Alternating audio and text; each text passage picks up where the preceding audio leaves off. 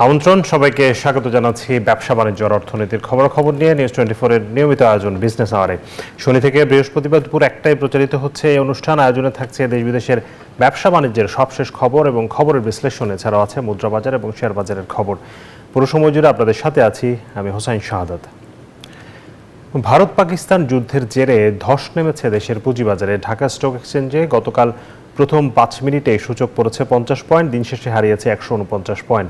পুঁজিবাজার সংশ্লিষ্টরা বলছেন, ভারত পাকিস্তান যুদ্ধের সরাসরি কোনো প্রভাব না থাকলেও গুজবের কারণেই পতন হয়েছে বাজারে। তবে দু একদিনের মধ্যে পরিস্থিতি স্বাভাবিক হওয়ার আশা বিশ্লেষকদের। দর্শক, জানিয়ে রাখি, আজ সকাল থেকে কিন্তু পুঁজিবাজার আবারও ঘুরে দাঁড়িয়েছে কিছুটা।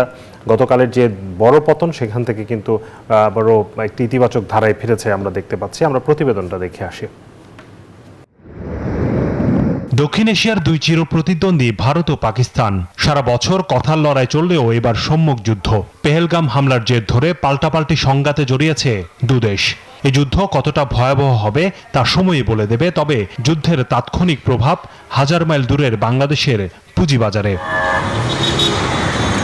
ঢাকার পুঁজিবাজারে বুধবার লেনদেন শুরুর প্রথম 5 মিনিটেই প্রধান সূচক ডিএসসি এক্স ইন্ডেক্স 50 পয়েন্ট কমে যায়। এরপর যত সময় গড়িয়েছে আরও গভীর হয়েছে পতন। দিন শেষে আর ঘুরে দাঁড়াতে পারেনি বাজার।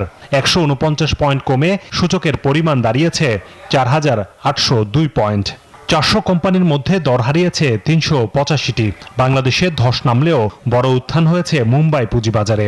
ব্যাপারটা খুবই আনফরচুনেট। আমাদের এখানে কোনো ইন্ডিয়ান investor নেই। We do not have any investors from Pakistan. We do not have any companies from Pakistan or India. Rumour তৈরি করা হয়েছে মার্কেটে, যেটার জন্য এই প্যানিকটা ক্রিয়েট হয়েছে। এদিন বড় ধস দেখেছে আরেক পুঁজিবাজার চট্টগ্রাম স্টক এক্সচেঞ্জও। সূচক কমেছে 270 পয়েন্ট। তবে বাজার সংশ্লিষ্টরা বলছেন, শীঘ্রই ঘুরে দাঁড়াবে দুই বাজারই। আমার শুধু আবেদন থাকবে সবার কাছে যে এই ধরনের প্যানিক অংশগ্রহণ না করা, বিরত থাকা এবং কোন অবস্থায় আপনি প্যানিক হয়ে শেয়ার ছেড়ে দেবেন না। কারণ এই জিনিসটা সাস্টেনেবল না। যে প্যানিকটা বা যে রিউমারটা তৈরি হয়, দিস ইজ ভেরি আনসাস্টেনেবল। কালকে পরশুই দেখবেন যে আপনার মার্কেট ঘুরে দাঁড়াচ্ছে। যদিও পুঁজিবাজারের ধারাবাহিক পতন চলছে গত 1 মাস ধরেই। হিসেব বলছে বুধবার পর্যন্ত এর আগের 1 মাসে ঢাকার বাজার সূচক হারিয়েছে 394 পয়েন্ট। বিশ্লেষকরা বলছেন, পুঁজিবাজারে আস্থা ফেরাতে প্রাতিষ্ঠানিক বিনিয়োগকারীদের বাজারমুখী করার উদ্যোগ নিতে হবে সরকারকে। ব্যাংকিং মার্কেট তুমি লং টার্ম ইউটিলাইজেশন এবং লং টার্ম রেজিং এ যেতে পারবে না। ক্যাপিটাল মার্কেট তুমি শর্ট টার্মে যেতে পারবে না, তাই না? তো এই পলিসি ডিসিশন যদি থাকে, তাই না, সো ডেফিনেটলি আপনার সমস্ত লং টার্ম ফান্ডের জন্য আপনাকে সিকিউরিটি মার্কেটে আসতে হবে। সেই সাথে টেকসই পুঁজিবাজার গঠনে দ্রুত প্রয়োজনীয় সংস্কার কার্যক্রম বাস্তবায়নের পরামর্শ বিশ্লেষকদের। হোসাইন শাহাদাত, নিউজ 24, ঢাকা। দর্শক, আমরা প্রতিবেদনে দেখছিলাম আসলে গতকালকের যে পরিস্থিতি, সেটি নিয়ে বিশ্লেষকরা কথা বলছিলেন। আজকের যে বাজার পরিস্থিতি, সেই বাজার পরিস্থিতি একটু দেখে আসতে চাই। ঢাকা স্টক এক্সচেঞ্জের ওয়েবসাইট থেকে আমরা লেনদেনের সবশেষ পরিস্থিতি আপনাদের জানাবো। দর্শক, যেটি বলছিলাম যে শুরুতেই, গতকাল এত বেশি পতন হয়েছে, আজ সকাল থেকে আসলে আর পতন আসলে সেই সুযোগটা ছিল না। গতকাল আসলে হঠাৎ করে এক ধরনের গুজব বা মানুষের মধ্যে আতঙ্ক, বিনিয়োগকারীদের মধ্যে সেই আতঙ্ক থেকে আসলে বাজারের এই পরিস্থিতি হয়েছে বলে আমরা বিশ্লেষকরা বলছিলেন। এবং আজকে সকাল থেকে আমরা দেখতে পাচ্ছি এখন পর্যন্ত 85 পয়েন্ট বেড়েছে বাজারে ডিএসসি এক্স ইন্ডেক্স এবং 4888-তে অবস্থান করছে। ডিএসসি সরিয়া ইন্ডেক্স 23 পয়েন্ট বেড়ে 1071-এ অবস্থান করছে এবং ডিএস 30-র অবস্থান 1813, বেড়েছে 20 পয়েন্টের মতো। তবে লেনদেন কিন্তু খুব বেশি বাড়েনি। এখন পর্যন্ত লেনদেন হয়েছে 245 কোটি টাকা। লেনদেনে অংশ নেওয়া বেশিরভাগ কোম্পানির কিন্তু দাম বেড়েছে। 376টি কোম্পানির দাম বেড়েছে, কমেছে 9টির এবং অপরিবর্তিত আছে 7টি কোম্পানির শেয়ারের দর। দর্শক, এই যে পুঁজিবাজারের এমন পরিস্থিতি, এই পরিস্থিতি আসলে হঠাৎ করে আসলে গতকাল হয়তো বড় পতন হয়েছে, কিন্তু পুঁজিবাজারের পরিস্থিতি কিন্তু গত 2 মাস ধরে আমরা দেখছি যে অন্তত 1 মাস ধরে আসলে টানা পতন হচ্ছিল। এবং গত চলতি সপ্তাহের শুরুর দিকে আমরা কিছুটা ইতিবাচক ধারা লক্ষ্য করলেও সেটিও কিন্তু খুব বেশি না। যদিও পুঁজিবাজারের এই সামগ্রিক পরিস্থিতি কিন্তু বেশ কয়েক বছর ধরেই বেশ নাজুক, এবং আমরা এর পেছনে যে কারণগুলো সেগুলো আমরা জানি যে পুঁজিবাজার যারা একসময় নিয়ন্ত্রণ করেছে সেই রাঘব বোয়াল যারা ছিল গত সরকারের আমলে, তারা কিন্তু পুরো পুঁজিবাজারকে বিভিন্ন সময়ে আমরা দেখেছি পুঁজিবাজারে লুটপাট হয়েছে, নানান অনিয়ম হয়েছে, এবং সেই জেরে কিন্তু এখন পর্যন্ত আমাদের পুঁজিবাজার একটা টেকসই জায়গায় পৌঁছাতে পারছে না। যদিও বর্তমান সরকার একটি টাস্কফোর্স গঠন করেছে এবং সেখানে সেই টাস্কফোর্স কাজ করছে দেশের পুঁজিবাজারের সংস্কারে, এবং সেই সংস্কারে আমরা খুব বেশি এখন পর্যন্ত অগ্রগতি দেখিনি।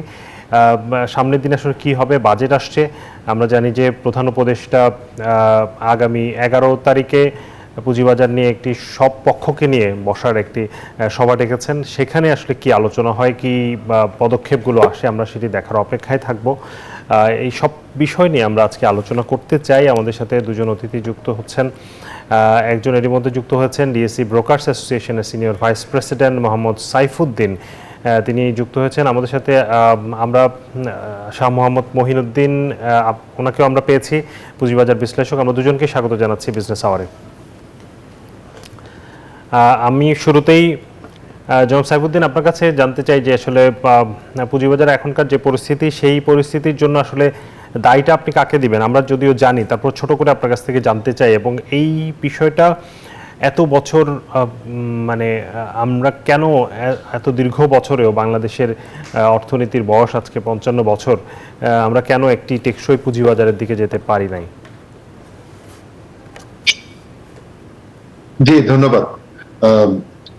প্রথমত দেখেন যে আমি যেভাবে কথাটাকে বলতে চাই সেটা হচ্ছে যে বাংলাদেশের পুঁজিবাজারে আমি বিগত 15 বছর বলবো কেন, আমি আসলে শুরু থেকেই যদি বলি আর কি, এবং তারও আগ থেকেই বাংলাদেশে যে রেগুলেটর আপনার Bangladesh securities and exchange commission এবং এছাড়া যে সমস্ত অপারেটিং এজেন্সি গুলো আছে আর কি, particularly Dhaka stock exchange, CDBL, operating agent, intermediates যারা আছে, এই সব জায়গা থেকেই আমি দেখবো যে একটা ফেলিওর আছে এই মার্কেটে এই পর্যায়ে আসার জন্য। আমি প্রথম যে কথাটা বলতে চাচ্ছি সেটা যে দেখেন যে আমাদের এই পুঁজি বাজার নিয়ে যে কারেক্ট পলিটিক্যাল কমিটমেন্ট, এই কমিটমেন্টের কিন্তু অভাব আছে, যেটা যে পুঁজি বাজারকে প্রত্যেকটা সরকারই কিন্তু একটা সমস্যা হিসেবে দেখেছে। সবসময় তাকে এখান থেকে অ্যাভয়েড করার জন্য তাদের কোনো পলিটিক্যাল কমিটমেন্ট আমরা এ পর্যন্ত দেখি নাই। আপনি যদি দেখেন যে একটা পুঁজিবাজারের প্রথম যে বিষয়টা লাগে, কেন একটা পুঁজিবাজার কখন শক্তিশালী হয়, পুঁজিবাজার শক্তিশালী হয় তিনটা কমিটমেন্ট লাগে। একটা কমিটমেন্ট, ফার্স্ট কমিটমেন্ট হচ্ছে যে এই ইনভেস্টরদের যারা এই মার্কেটে ইনভেস্ট করবে তাদের জন্য যে যেন একটা নর্মাল রিটার্ন, যে নর্মাল যে একটা রিওয়ার্ড, একটা ইকোনমিক রিওয়ার্ড যেন তারা পায়, একটা হচ্ছে নাম্বার ওয়ান। নাম্বার টু হচ্ছে যে এই যে আপনার লিস্টেড কোম্পানিগুলো আছে বা এই পুঁজিবাজার থেকে যে জিনিসটা দরকার সেটা হচ্ছে তার ক্যাপিটালের নিরাপত্তার দরকার হয়, নিরাপত্তার সেই জায়গাটা থাকে। এবং আর একটা খুবই ইম্পর্টেন্ট ইনগ্রেডিয়েন্ট হচ্ছে লিকুইডিটি। এই তিনটা ইনগ্রেডিয়েন্ট বা তিনটা ক্রাইটেরিয়া যদি একটা মার্কেটে অবস্থান না থাকে তাহলে কিন্তু সেই মার্কেট কখনোই শক্তিশালী হতে পারে না।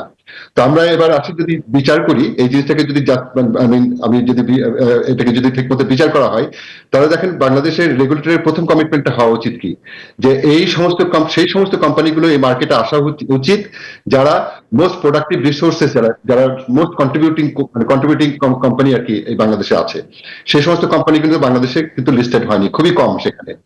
এবার আসেন লিকুইডিটি প্রশ্নে যদি আপনি আসেন তাহলে দেখবেন যে এই মার্কেটে অত্যাধিক আপনার ইন্টারভেনশন, বিশেষ করে লাস্ট রেজিমে যে ঘটনাগুলো হচ্ছে, অতিরিক্ত ইন্টারভেনশনের কারণে এই মার্কেটের লিকুইডিটি কিন্তু খুবই মানে সীমিত অবস্থায় ছিল। তো এই স্বাভাবিকভাবে তাদের ইনভেস্টমেন্টের লিকুইডিটি সেটা কিন্তু হয় নাই। এরপরে আসেন যে আপনার মূলধনের যে ক্যাপিটাল তারা এখানে নিয়ে আসবে, সেই ক্যাপিটালের নিরাপত্তা, বিনিয়োগের নিরাপত্তা কি ছিল। তো বাংলাদেশে এখন পর্যন্ত র্যাম্প্যান্ট ইনসাইডার ট্রেডিং আছে। যে সমস্ত কোম্পানিগুলো বাংলাদেশে নিয়ে এসছে সেই সমস্ত কোম্পানিগুলো সম্পর্কে গভর্নেন্স নিয়ে মারাত্মক সমস্যা আছে। তারপরে রেগুলেটরদের মধ্যে ইন্টিগ্রিটি এবং তার জবাবদিহিতার যে জায়গাগুলো, সেই জায়গাগুলোতে কিন্তু এনশিওর হয় নাই। তো এই তিনটা একটা জায়গাতেও যদি আপনার পুরোপুরি যদি একটা ব্যবস্থাপনাটা যদি পুরোপুরি না হয়ে থাকে তাহলে এই ক্যাপিটাল মার্কেট কিভাবে নিরাপদ মনে করবে একটা দেশের মানুষ? কি আসলে করা যেত না? এত বছরে কি করা সম্ভব না, নাকি আসলে রাজনৈতিক সদিচ্ছার অভাব বা কোনো একটা গোষ্ঠীকে সুবিধা দেওয়ার অভাব, বা এখানে মানে বড় বড় যে যারা মার্কেট প্লেয়ার ছিলেন, অর্থাৎ আমি বলবো যে ভেতর থেকে যারা পুঁজিবাজারকে নিয়ন্ত্রণ করতেন তাদের অনেক বেশি প্রভাব ছিল, যে কারণে এই কাজগুলো করা সম্ভব হয়নি? যে সরি আমার প্রশ্নটা আমি বুঝতে পারি। মানে আপনি যে কথাগুলো বলছেন যে তিনটি কারণে আসলে বাংলাদেশের পুঁজিবাজার আজকে এই অবস্থায় কথাটা কেটে যাচ্ছে। জনাব সাইফুদ্দিন, আপনি কি শুনতে পাচ্ছেন আমাকে? আপনি প্রশ্ন কি আমাকে করেছেন? আমি বুঝতে পারছি আপনার কথা কি। আচ্ছা, আমি আপনার কাছে আবারও আসবো। আমি এই মুহূর্তে জনাব মহিন আপনার কাছ থেকে যেটি জানতে চাইবো যে গতকাল যে ঘটনাটা ঘটলো, আসলে ভারত পাকিস্তানের যুদ্ধ শুরু হলো, তার প্রভাব এত বাজেভাবে বাংলাদেশের পুঁজিবাজারে পড়লো, এইটি আসলে আমরা এর আগেও দেখেছি যে ইউক্রেন রাশিয়া যুদ্ধের সময় একটি বড় পতন দেখেছি, আমরা কোভিডের সময় দেখেছি। যদিও কোভিডের সরাসরি প্রভাব হয়তো বাংলাদেশে ছিল, কিন্তু বিভিন্ন ঘটনা ঘটলেই মানে বিশ্বের যে কোনো প্রান্তে যে কোনো ঘটনা ঘটলেই তার প্রভাব তাৎক্ষণিকভাবে আমাদের পুঁজিবাজারে পড়ে। দেশের অভ্যন্তরীণ কোনো ঘটনা তাৎক্ষণিকভাবে পুঁজিবাজারে পড়ে। এটি কি আসলে খুব স্বাভাবিক? মানে পৃথিবীর সব পুঁজিবাজারে কি এমন হয় নাকি শুধু আমাদের দেশের বাজারে এই প্রভাবটি একটু বেশি, বা একটু হুজুগ বা গুজব এই বিষয়গুলো আমাদের এখানে বেশি কাজ করে?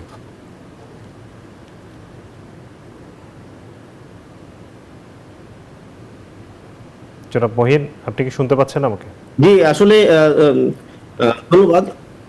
আহ, আসলে আমরা গত সিনারিওটা দেখেছি যে প্রায় 117 পয়েন্টের মতো আমাদের মার্কেটে ফল হয়েছে, এবং এটার মেইন রিজন ছিল যে ভারত পাকিস্তানের যে একটা যুদ্ধের আশঙ্কা ছিল।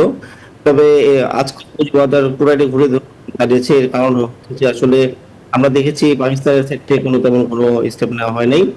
তো এনিওয়ে, আমরা যেটা চাই যে আমাদের অর্থনীতির একটা স্টেবিলিটি দরকার, এবং এটাই আসলে মেইন এখন এই দিস মোমেন্ট দরকার। এবং আপনারা জানেন যে আহ, আমাদের এই আমাদের এই স্থিতিশীলতার জন্য একটা গভর্নমেন্টের স্টেবিলিটি খুবই ইম্পর্টেন্ট।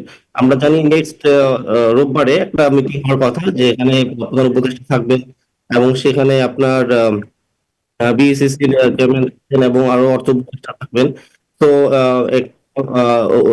মানে উল্লেখযোগ্য যদি কোনো আউটকাম আসে সেখান থেকে, তাহলে আমার মনে হয় যে ইনভেস্টররা একটা পজিটিভ একটা নিউজ পাবেন, এবং সেখান থেকে অবশ্যই একটা পজিটিভ ফিডব্যাক আসলে বা পুঁজিবাজারের জন্য ফলপ্রসূ কিছু বয়ে নিয়ে আসবে। আসলে এখন ডিভিডেন্ড ডিক্লারেশনের সময় আমরা দেখতে পাচ্ছি অনেকগুলো ব্যাংক এবং বিভিন্ন আপনার মিউচুয়াল ফান্ড এবং ইন্স্যুরেন্স কোম্পানি ডিভিডেন্ড ঘোষণা করছেন। সো যদিও কিছুটা পজিটিভ, বাট তারপর এটা আসলে মার্কেটকে রিপ্রেজেন্ট করে না। মার্কেটে আরো ভালো নিউজ আসতে হবে, এবং ব্যবসায়ীদেরকে ভালো ইনভেস্টমেন্টের সুযোগ দিতে হবে। ওভারঅল একটা ব্যবসা বান্ধব একটা এই অর্থনীতির আমরা এক্সপেক্ট করি। যে আমি আসলে যে প্রশ্নটি আপনাকে করেছিলাম যে আমাদের এখানে যে ছোটোখাটো ঘটনা বা বিশ্বের যে কোনো প্রান্তে কোনো ঘটনা ঘটলে তার তাৎক্ষণিক প্রতিক্রিয়া যেভাবে করে বাংলাদেশের পুঁজিবাজারে পড়ে, সেটি কি বিশ্বের অন্যান্য পুঁজিবাজারও কি একইভাবে রিয়াক্ট করে, নাকি আমাদের বাজারে এই ঘটনাটা বেশি ঘটে? মানে আমাদের এখানে গুজব বা মানে প্যানিকটা বেশি হয় আমাদের বাজারে, মানে অন্যান্য বাজারের বিশ্লেষণ করে আপনি যদি বলতে পারেন। জি, আমাকে প্রশ্ন করেছেন। জি, আপনিও চাইলে উত্তর দিতে পারেন। আমি জনাব মহিনকে প্রশ্ন করেছিলাম, আপনিও চাইলে উত্তর দিতে পারেন। ওকে ওকে সরি, আমি প্রশ্নটা বুঝতে পারি, আপনার কথা কেটে যাচ্ছে। আমি যেটি প্রশ্নটা জি, করছিলাম, আসলে কথাগুলো কেটে যাচ্ছে, তাই আসলে আমরা কোশ্চেনটা বুঝতে পারছি না যে আসলে ইনফ্যাক্ট কোশ্চেনটা কি। এটি হয়তো কারিগরি ত্রুটির কারণে আমরা না, তারপর আমি আবারও প্রশ্নটা করার চেষ্টা করছি। সেটা হচ্ছে যে আমাদের পুঁজিবাজারে যে ধরনের প্যানিক হয়ে যায় যে কোনো ঘটনার কারণে, সেটিকে অন্যান্য পুঁজিবাজারে একই অবস্থা হয় কিনা, আর আমাদের আমি এখানে বুঝতে যে পারছি না। সাইফুদ্দিন ভাই, আপনি কি বুঝতে পারছেন? না, আমি বুঝতে পারছি না। যে আমরা আবারও চেষ্টা করছি। আমরা তাহলে একটু বিরতি থেকে ফিরে আসছি, আপনাদের সাথে আবারও কানেক্ট করার আমরা চেষ্টা করব। দর্শক, বিজনেস আওয়ারে বিরতি নিচ্ছি, ফিরছি একটু পর। বিরতির পর আবারও স্বাগত জানাচ্ছি। বিজনেস আওয়ারে আমরা আলোচনা করছি পুঁজিবাজারের টালমাটাল পরিস্থিতি এবং এই পরিস্থিতি থেকে আসলে উত্তরণের কী উপায় রয়েছে। আমাদের সাথে দুজন অতিথি যুক্ত ছিলেন। এরই মধ্যে আমরা এখনও আমাদের সাথে আছেন শাহ মোহাম্মদ মহিনুদ্দিন, পুঁজিবাজার বিশ্লেষক। আমরা জনাব সাইফুদ্দিন, জনাব মোহাম্মদ সাইফুদ্দিনকে আমরা সংযোগ করার চেষ্টা করছি। আপাতত আমরা যাচ্ছি জনাব মহিনুদ্দিন আপনার কাছে। আমি যে প্রশ্নটি আসলে বিরতির আগে করছিলাম যে আমাদের এখানে যে দ্রুত এত বেশি প্যানিকড হয়ে যায় আমাদের পুঁজিবাজার, এই জায়গাটা থেকে আসলে উত্তরণের কি উপায় আছে? মানে কোনো একটি ঘটনা ঘটলেই সেটি সরাসরি সাথে সাথেই সেইটার ইম্প্যাক্ট যে পুঁজিবাজার যেভাবে করে রিয়্যাক্ট করে, বিশ্বের অন্যান্য বাজার আসলে এইভাবে করে কিনা, এবং আমাদের দেশে আসলে এইখানে সমস্যাটা কোন জায়গায়? জি, ধন্যবাদ। আসলে আপনি রাইটলি পয়েন্ট আউট করেছেন যে দেখেন, যুদ্ধ লেগেছে ভারত পাকিস্তানে, কিন্তু ভারতের তেমন কিন্তু পুঁজিবাজারে গতকালকে তেমন ইম্প্যাক্ট ছিল না। মাইনাস মেবি 0.5% মতো ওদের সূচক নেগেটিভ ছিল। আর হোয়ারেস আপনার পাকিস্তানে কিন্তু -3% মতো আপনার ওদের সূচক নেগেটিভ ছিল।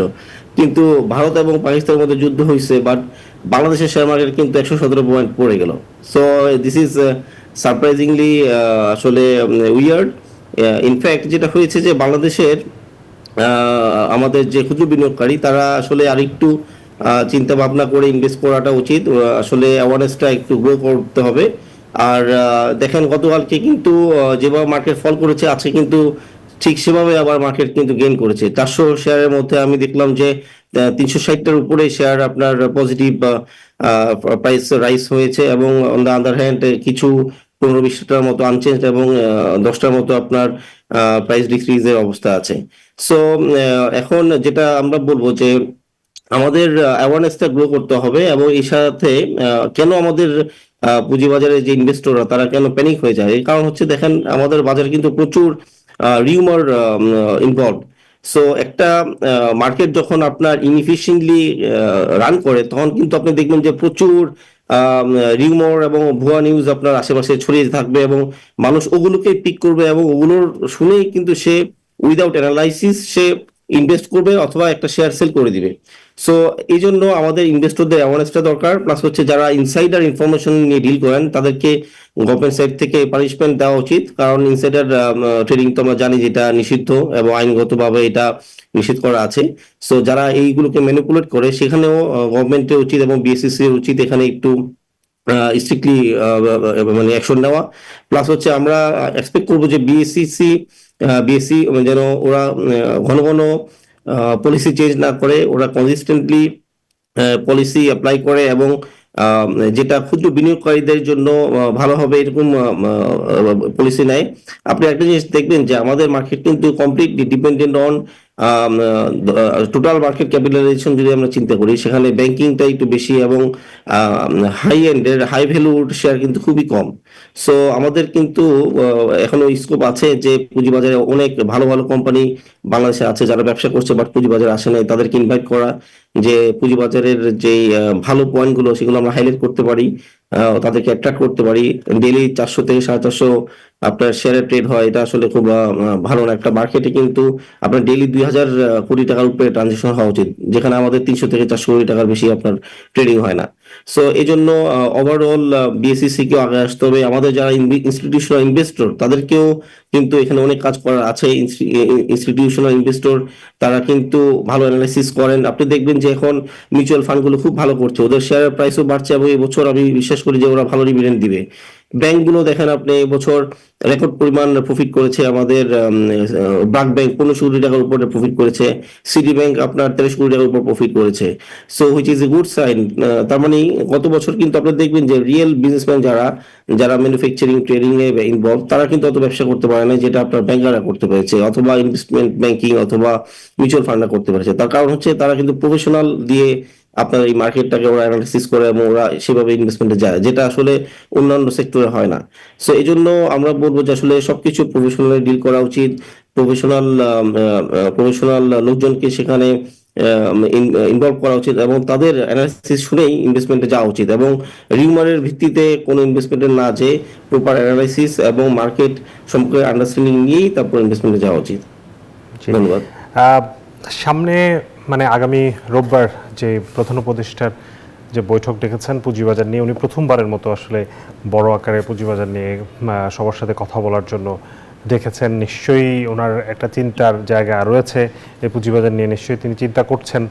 সেখানে আপনি কি মনে করেন যে কোন বিষয়গুলোর উঠে আসা উচিত, এবং সেখানে কোন বিষয়গুলো সমাধানে সরকারের উদ্যোগ নেওয়া উচিত, যেহেতু একেবারেই সর্বোচ্চ মহল থেকে বিষয়টি দেখা হচ্ছে এখন।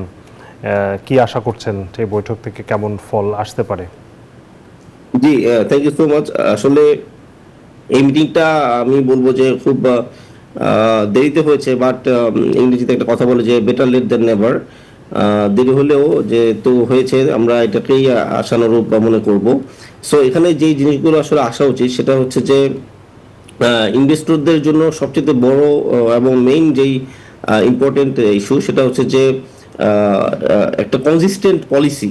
আমরা বিএসইসি কে রিকোয়েস্ট করব যে যে কোনো একটা সিদ্ধান্ত তারা যেন নিজেরা না নিয়ে মার্কেটের যারা ইনভলভ, আমার ইনভেস্টমেন্ট ব্যাংকাররা, ক্ষুদ্র বিনিয়োগকারীদের যারা প্রতিনিধি আছেন তাদের সাথে বসা, অর্থ উপদেষ্টা এবং অন্যান্য যারা আছেন অর্থ মন্ত্রণালয়ের সহযোগিতা নিয়ে, ইভেন আমি বলবো যে এনবিআর এর সহযোগিতা নিয়ে যে কোনো সিদ্ধান্ত নেওয়া উচিত। কারণ আমরা দেখেছি যে সিদ্ধান্তহীনতার কারণে একটা একটা ডিপার্টমেন্ট এক একটা সময় একটা পলিসি করে এবং ওইটা আমাদের পরবর্তীতে ওইটা আসার পরে মার্কেটে, শেয়ার মার্কেটের একটা নেগেটিভ ইম্প্যাক্ট আমরা দেখতে পারি। সো একটা কম্বাইন্ড যেন ডিসিশনগুলো আমরা দেখতে পারি, এটা আমরা প্রত্যাশা করি, নাম্বার ওয়ান। এবং নাম্বার টু হচ্ছে আমাদের অর্থনীতিতে এখন আপনারা জানেন যে ইনফ্লেশনের অবস্থা খুবই খারাপ। 9 to 10% অ্যারাউন্ড আমাদের ইনফ্লেশন রেট, যে কারণে আমাদের ডিপোজিটের রেটও বেশি, আমাদের কিন্তু লেন্ডিং রেটও বেশি। এখন 14 থেকে 15% যদি আপনার লেন্ডিং রেট হয় তাহলে বিজনেস ওনার যারা তারা কিভাবে আসলে ব্যবসা করবে? আমার তো আমি তো দেখি না যে 20-25% কোনো ব্যবসা বাংলাদেশে আছে কিনা। সো সেজন্য এই ইনফ্লেশনটাকে অ্যাজ আর্লি অ্যাজ পসিবল নামায় আনতে হবে। এটার জন্য যত ধরনের যত টিম এবং টাস্কফোর্স গঠন করা উচিত।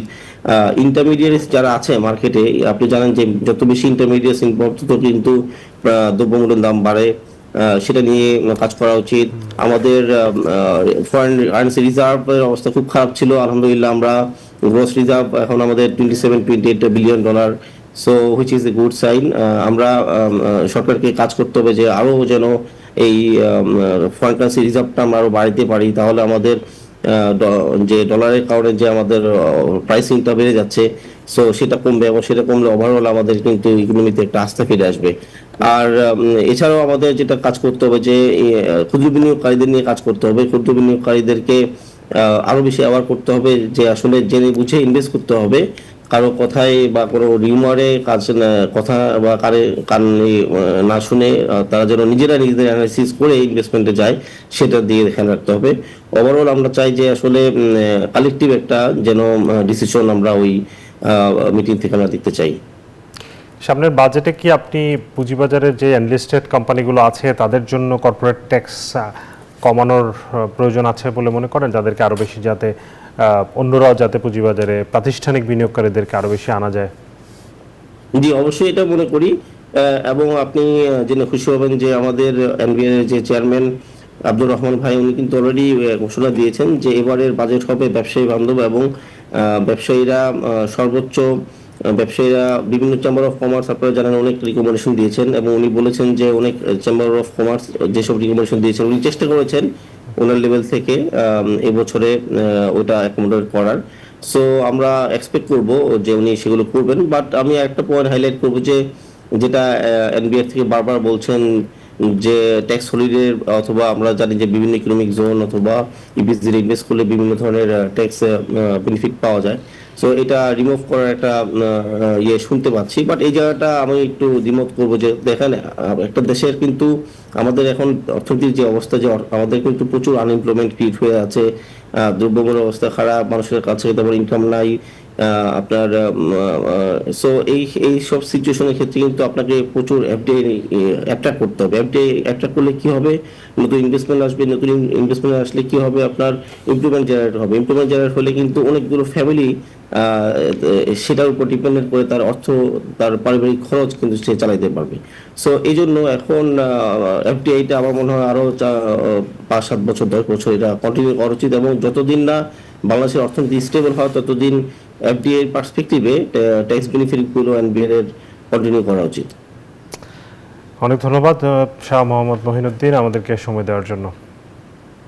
ধন্যবাদ। দর্শক, আমরা আলোচনা করছিলাম পুঁজিবাজার নিয়ে, আমাদের সাথে দুজন অতিথি ছিলেন। আমরা চলে যাচ্ছি অন্যান্য সংবাদে। পারচেজিং ম্যানেজার্স ইন্ডেক্স বা পিএমআই সূচকে অবনতি হয়েছে বাংলাদেশের। মার্চের তুলনায় এপ্রিলের সূচক 8.8 পয়েন্ট কমে দাঁড়িয়েছে 52.9-এ।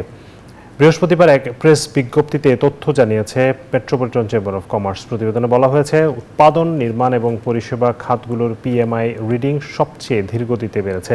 তবে কৃষি খাত তুলনামূলকভাবে দ্রুত সম্প্রসারণ হয়েছে। দীর্ঘ ছুটির কারণে ব্যবসা প্রতিষ্ঠান বন্ধ থাকা, পোশাক খাতে ট্রাম্পের শুল্ক নীতির প্রাথমিক প্রভাব এবং জ্বালানি সরবরাহ সমস্যায় এই ধীরগতি সৃষ্টির সম্ভাব্য কারণ বলে মনে করছে পলিসি এক্সচেঞ্জ বাংলাদেশ।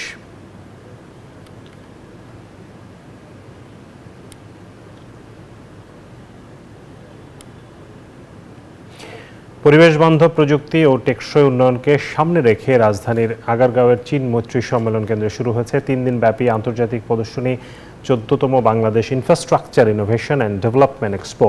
বৃহস্পতিবার সকালে এই প্রদর্শনী উদ্বোধন হয়। উদ্বোধনীকালে বক্তারা বলেন, নবায়নযোগ্য জ্বালানি ব্যবহারের মাধ্যমে দেশের উন্নয়নকে আরও পরিবেশ বান্ধব করে তোলার জন্য এমন আয়োজন।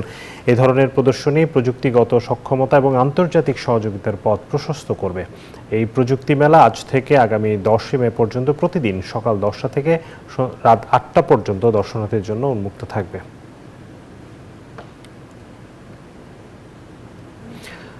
মূল্যস্ফীতি কমিয়ে 5% নিচে নিয়ে আসা হবে। টাকা ছাপিয়ে আর ব্যাংকগুলোকে সহায়তা করা হবে না বলে জানালেন বাংলাদেশ ব্যাংকের governor doctor Hasan H Mansur. বৃহস্পতিবার ব্যাংকার এসএমই নারী উদ্যোক্তা সমাবেশে পণ্য প্রদর্শনী ও মেলা 2025 উদ্বোধনী অনুষ্ঠানে কথা বলেন গভর্নর। এ সময় তিনি বলেন, নারী উদ্যোক্তাদের ঋণ সহায়তা 6% থেকে উন্নীত করবে বাংলাদেশ ব্যাংক। এছাড়াও নারী উদ্যোক্তাদের নানা চ্যালেঞ্জের কথাও তুলে ধরেন তিনি।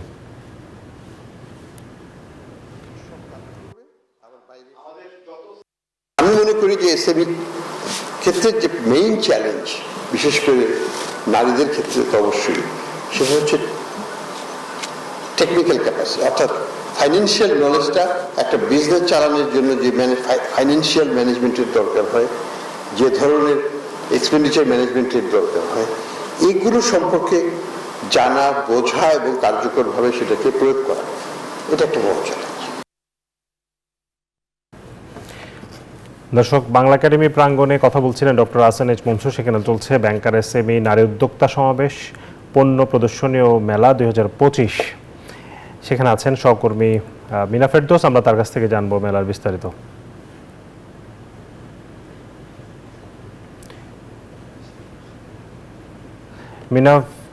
মিনা, আমাদেরকে একটু জানাবেন যে মেলায় আমরা জানি যে গভর্নর কথা বলেছেন এবং সেখানে তিনি নারী উদ্যোক্তাদের নিয়ে কথা বলেছেন। নারী উদ্যোক্তাদের এই মেলা আসলে কতটা গুরুত্বপূর্ণ এবং সেখানে আসলে কি কি পণ্য প্রদর্শিত হচ্ছে এবং সেই মেলা থেকে উদ্যোক্তারা কি আশা করছেন?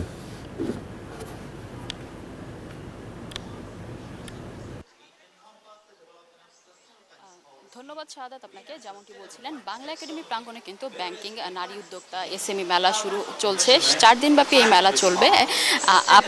আমি যদি একটু দেখানোর চেষ্টা করি, এখানে কিন্তু বিভিন্ন ব্যাংকের আদলে নারী উদ্যোক্তাদের যে স্টল নিয়ে এসেছেন এবং ব্যাংক থেকে লোন নিয়ে নারী উদ্যোক্তারা যে স্বাবলম্বী হয়েছেন, সেটি আসলে কিন্তু এই মেলার আজকে প্রধান বৈশিষ্ট্য আমি বলবো। কেননা নারী উদ্যোক্তাদের যে লোন দিয়েছে ব্যাংকগুলো, সেগুলো আসলেই যুগোপযুক্তভাবে ব্যবহার করা হয়েছে এবং সেটারই আজকে প্রদর্শনী চলছে।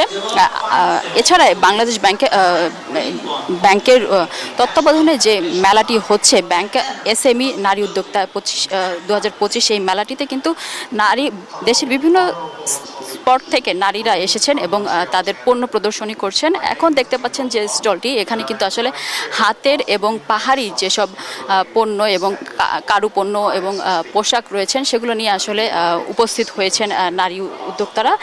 এছাড়া মেলা উদ্বোধন করে কিন্তু গভর্নর বলেছেন যে নারীদের আসলে উদ্যোক্তা হিসেবে তৈরি করতে কিন্তু ব্যাংকগুলোকে এগিয়ে আসতে হবে। এছাড়া ব্যাংকের কিন্তু নারী উদ্যোক্তাদের লোন লস কম হওয়ায় সহজেই নারীদেরকে লোন দিতে ব্যাংকগুলোকেও আহ্বান জানান তিনি।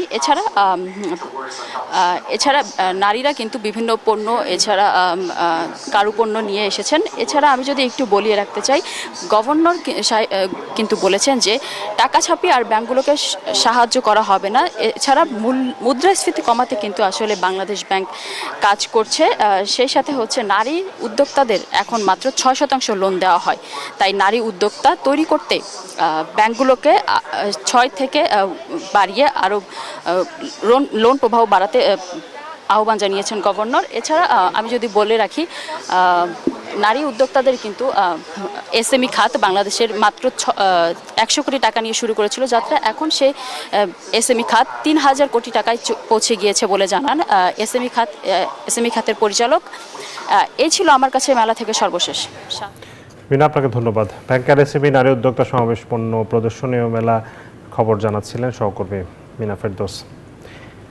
এই মুহূর্তে সরকারের গ্যাস এবং বিদ্যুতের দাম বাড়ানোর চিন্তা নেই বলে জানিয়েছেন বিদ্যুৎ ও জ্বালানি উপদেষ্টা ফাউজুল কবির খান। বলেন, সংকট থাকলেও জনস্বার্থে সিদ্ধান্ত নেওয়া হয়েছে। গতকাল সচিবালয়ে শিল্প কারখানায় গ্যাস সরবরাহ নিয়ে ব্যবসায়ীদের সাথে বৈঠক শেষে একথা বলেন উপদেষ্টা।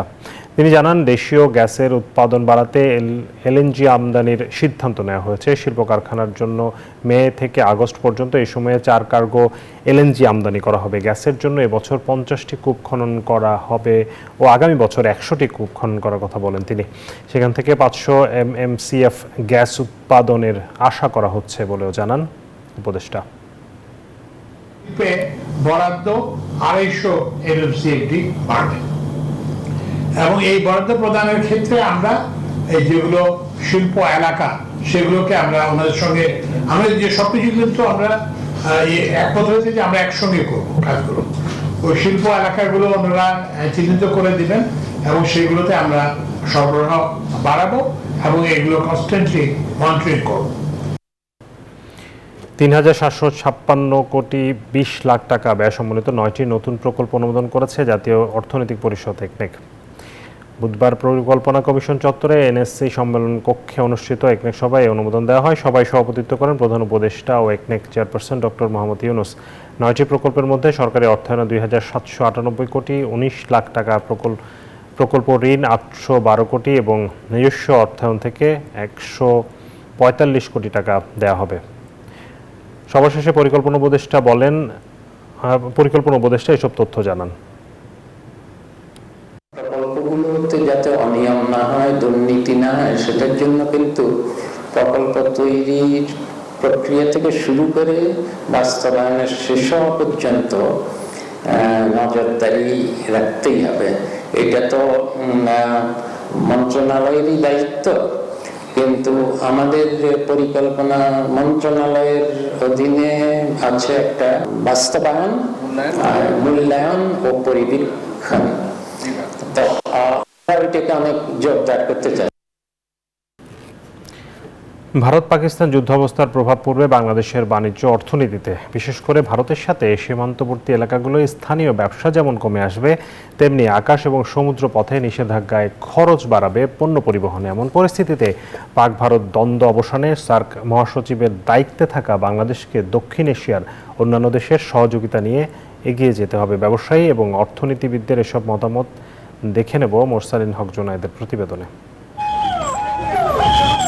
ভারত নিয়ন্ত্রিত কাশ্মীরের পেহেলগামে গেল 22 এপ্রিল সন্ত্রাসী হামলায় 26 প্রাণহানির পরই শুরু হয় পাকিস্তানের সাথে দেশটির উত্তেজনা। দুই দেশের সীমান্তে বিচ্ছিন্ন গুলি বিনিময়ের পর সবশেষ মঙ্গলবার গভীর রাতে পাকিস্তানে ক্ষেপণাস্ত্র হামলা চালায় ভারত। দুই দেশের এই যুদ্ধ পরিস্থিতি দক্ষিণ এশিয়ার বাণিজ্যিক পরিবেশকে ফেলেছে ঝুঁকির মধ্যে। ব্যবসায়ীরা বলছেন, ভারতের সাথে বাংলাদেশের $14 বিলিয়ন আমদানি এবং $2 বিলিয়ন রপ্তানির মতো আনুষ্ঠানিক ব্যবসায় ভাটা পড়তে পারে। আমরা ক্ষতিগ্রস্ত হব এই কারণে, বেশি ক্ষতিগ্রস্ত হব কারণ আমাদের সাথে তাদের একটা সীমান্ত বাণিজ্য রয়েছে। একটা এই ধরনের যুদ্ধবিগ্রহ যখন হয় তখন তাদের প্রতিরক্ষা ব্যবস্থাটাকে আরো স্ট্রং করা হয়, সীমান্তটা আরো সুরক্ষিত করা হয়, ওখানে অনেক সিকিউরিটি মেজার্স নেওয়া হয়। ফলে এই সাধারণ ব্যবসা বাণিজ্যগুলি তখন কিন্তু ব্যাহত হবে। এছাড়া বিবাদমান দেশ দুটির সমুদ্র ও আকাশ পথের সীমানা এড়িয়ে চলার কারণে পণ্য উৎপাদন ও পরিবহনে বাড়বে খরচ। এখন দুটো দেশই পারমাণবিক শক্তি সম্পন্ন দেশ, মানে এরকম শক্তিধর দেশ যদি মোটামুটি মাঝারি আকারের একটা যুদ্ধের মধ্যে জড়িয়ে পড়ে, তাহলে সেক্ষেত্রে আমি মনে করি যে আগামী দিনগুলো বাংলাদেশের যে এই পুরো আমদানি রপ্তানি যে বাণিজ্য, সেই বাণিজ্যটা একটা বড় রকমের ঝুঁকির মধ্যে ফেলবে। আন্তর্জাতিক মহলের পাশাপাশি নিজেদের স্বার্থ বিবেচনায় সার্ক মহাসচিব হিসেবে বাংলাদেশকে সমস্যা সমাধানে এগিয়ে আসার তাগিদ ব্যবসায়ী ও অর্থনীতিবিদদের। সার্কের একটা দায়িত্ব আছে এবং সেই দায়িত্ব পালন করা হচ্ছে বাংলাদেশের দায়িত্ব। কারণ বাংলাদেশ যেহেতু এখন সার্কটাকে লিড করছে, তো এই নেতৃত্বের জায়গা থেকে আমি মনে করি যেটা মানে অন্তত বার্তা দেওয়ার সুযোগ আছে। যে মধ্যস্থতার জন্য ইউরোপিয়ান ইউনিয়ন হতে পারে, জাতিসংঘ আসতে পারে বা আমেরিকাও আসতে পারে, বৃহৎ দেশগুলি এগিয়ে আসতে পারে। ব্যবসায়ী ও অর্থনীতিবিদরা বলছেন, রাশিয়া ইউক্রেন যুদ্ধের কারণে অর্থনৈতিক ধাক্কা সামাল দেওয়ার আগেই ভারত পাকিস্তান দ্বৈরথ সারা বিশ্বের ব্যবসা পরিস্থিতিকে নতুন ঝুঁকিতে ফেলতে পারে। মুরসালিন হক Junaid, news 24, Dhaka.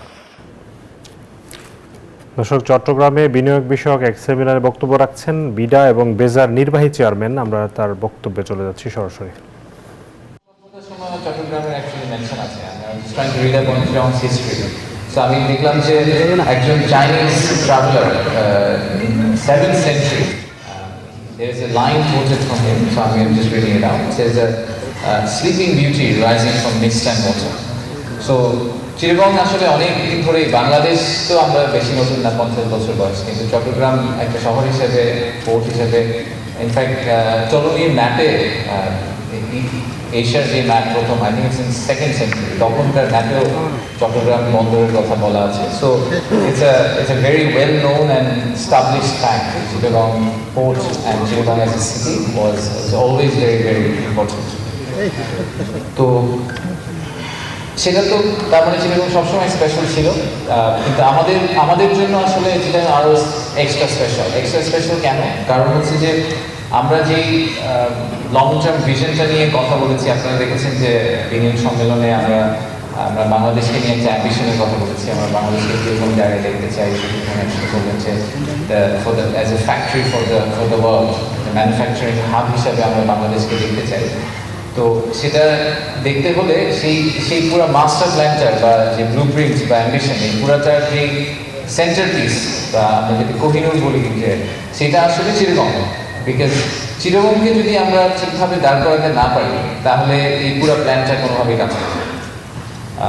Whether you talk about Chittagong's production capability, commercial industrialization এর পিসটা, চিটাগং বলতে আমি পুরো ডিভিশনকে যদি বুঝাই, বাংলাদেশের টোটাল ইন্ডাস্ট্রিয়াল প্রোডাকশনের মেজরিটিটা even in the long run, আজকে থেকে 5, 10, 15, 20 বছর পরেও চট্টগ্রামেরই হওয়ার কথা।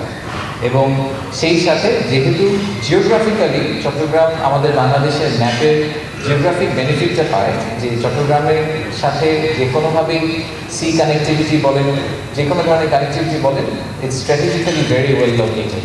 So we can't plan anything without considering Chittagong in the middle.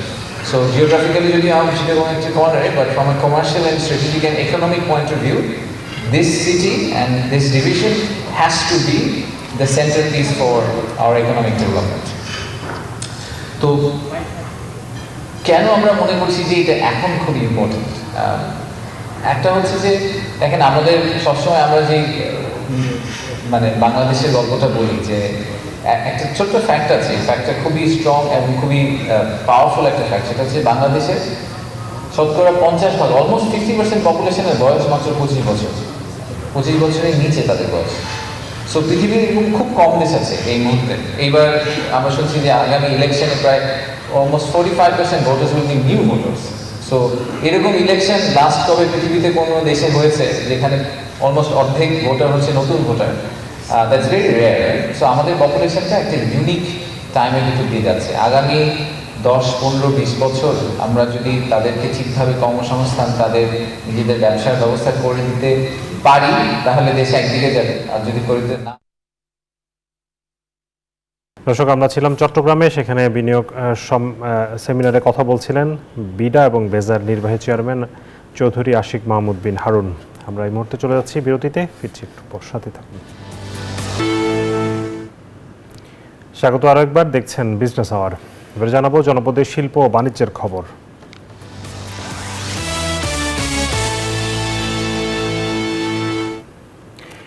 Rajshahi জেলায় আম সংগ্রহ, বাজারজাতকরণ এবং পরিবহনের সময়সীমা নির্ধারণ বিষয়ক ম্যাঙ্গো ক্যালেন্ডার ঘোষণা করা হয়েছে।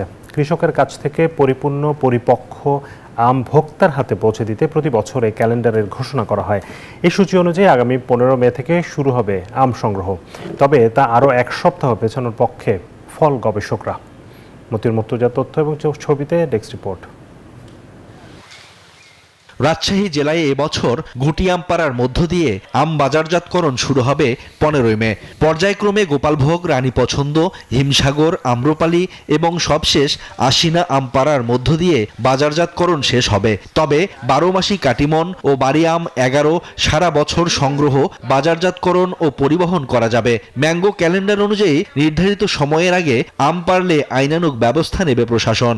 গোপালভোগ আম 22 মে থেকে, রানী পছন্দ, লক্ষণভোগ 25 মে থেকে, হিমসাগর বা খিরসাপাত 30 মে থেকে, বানানা ম্যাঙ্গো এবং ল্যাংড়া 10 জুন থেকে, আম্রপালি ফজলি 15 জুন থেকে, বাড়ি আম 4 যেটা সেটা 5 জুলাই থেকে, আশ্বিনা যেটা 10 জুলাই, গৌরমতি 15 জুলাই এবং কাটিমন যেটা এখন আমাদের সারা বছর হয় ওটা তো সারা বছরই হবে, এবং বাড়ি আম 11 যেটা সেটা সারা বছর যেটা হয়।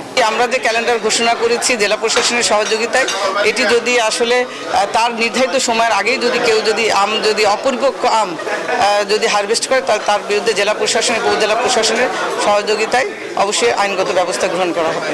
ফল গবেষকরা বলছেন, ম্যাঙ্গো ক্যালেন্ডার অনুযায়ী আম সংগ্রহের সময়সীমা নির্ধারণ করলেও অনেক আম পরিপক্ক হতে দেরি হয়। পরিপক্ক আম সংগ্রহ করতে হলে ম্যাঙ্গো ক্যালেন্ডার অন্তত আরও এক সপ্তাহ পিছিয়ে দিলে ভালো হতো বলে জানান তারা। এইটা যে আমের ক্যালেন্ডারটা দেওয়া হয়েছে তা আমরা ধরে নিতে পারি এই ক্যালেন্ডারেরও অন্তত আরও 5-7 দিন পরে হয়তো আমগুলো ভালো মতো পাকা শুরু হবে। এবছর 19,603 হেক্টর জমিতে আম চাষ হয়েছে। উৎপাদন লক্ষ্যমাত্রা 2,60,006 মেট্রিক টন, বিক্রির লক্ষ্যমাত্রা 1,695 কোটি 85,75,620 টাকা। Shoaib Shamim, desk report, news 24। এবারে বিশ্ব বাণিজ্যের খবর।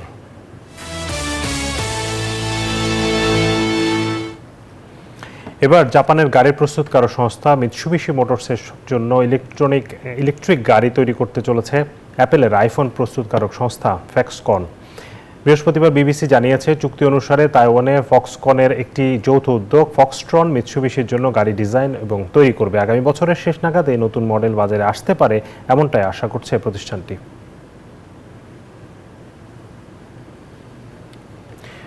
দর্শক, এই ছিল বিজনেস আওয়ারের আজকের আয়োজনে। সাথে থাকার জন্য ধন্যবাদ সবাইকে।